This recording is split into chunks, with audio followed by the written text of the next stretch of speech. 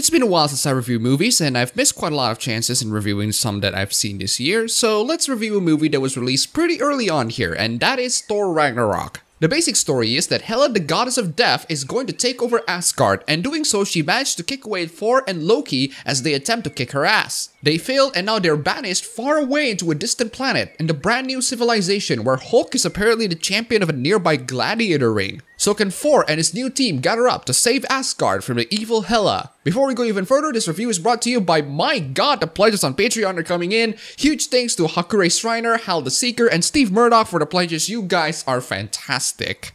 This is one of those movies in which the first trailer sold me and I refused to watch any other trailer ever since. The direction, the vibe, it feels like the movie is trying to go into something retro, and for the most part, the movie does have those aesthetics, even referencing Willy Wonka out of nowhere. But the movie isn't without its flaws though, and in my opinion, I think the retro style and themes of the movie are only prevalent and noticeable in the trailer. The movie itself doesn't really have that retro vibe, despite having the visual aesthetics. Instead, the movie just ends up being another generic Marvel movie. Now before we go even further, I should say that I enjoyed this movie. I think the money that I spent watching this movie is well spent, and I don't mind seeing this movie again just to get into the funny bits, but the overall vibe that this movie gives to me isn't something unique, refreshing, and upbeat as the trailers, but instead it gave me something very typically Marvel, if you know what I mean. If you've seen a Marvel movie that takes a comedic route, it plays the comedic parts beat by beat, and some even to the point of predictability. It works for the general audiences, and I do laugh in a lot of the scenes, but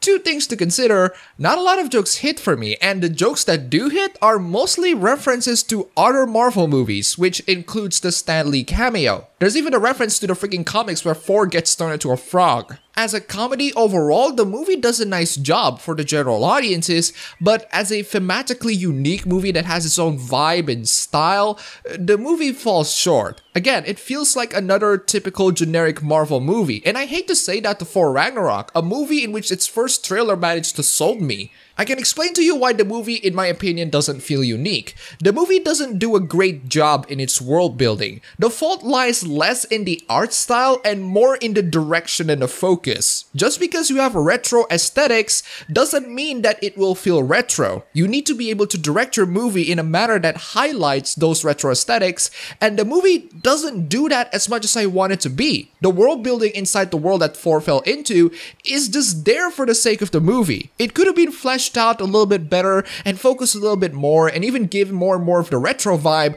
but the movie is a plot and the movie needs to move forward with the plot, which causes any resemblance of the style and tone to be thrown out of the window instantly. Do you love the Immigrant Song by Led Zeppelin? Congratulations! You're going to hear it twice in the movie? Look, I love the song in the trailer, and of course you're gonna need to put that somewhere in the movie, but using it twice for no reason at all is just lazy. Do you have any other music in your library? If you try to be Guardians of the Galaxy, have at least some nice music library to listen to. To its credit though, like most Marvel movies, you can pretty much watch this movie without watching the movies prior, but keep in mind that Thor Ragnarok is the movie that was pretty much built up in other Marvel movies like Ultron, and after seeing the movie, all of those build-ups, they don't really feel as if they come into a satisfying conclusion. Oh sure, some of the elements in Ultron makes more sense if you watch this movie, but the movie just couldn't be bothered to make it significant. Whatever was hinted in Ultron and other movies, it doesn't really pay off. It doesn't really feel that all of these elements hinted in previous films absolutely need to be hinted in previous films. Could have been done without them. As for the acting and characters, well, everybody did a fine job. I surprisingly like Jeff Goldblum's character. He's not in it much, but he is quite entertaining. The villain Hela, well, she's meh. Yes, the motivation is there, yes, her actions make sense in general, but the overall direction of this movie just made her feel like another Marvel movie villain. They didn't do something unique to her, she is just another villain to serve the movie. Doctor Strange was in the movie briefly, and he's like a freaking master in the movie. I don't remember him being one in the end of Doctor Strange though, but I'll take what I can get. What I really don't like is Thor's character arc, which isn't really explored well, and it ends up with the last man standing Deus Ex Machinas, which in some ways turned it into a horrendous shonen anime. In the last moment where his opponents almost beat him, he remembered something his father said and then bam, Super Saiyan. Could have been done a lot better in my opinion.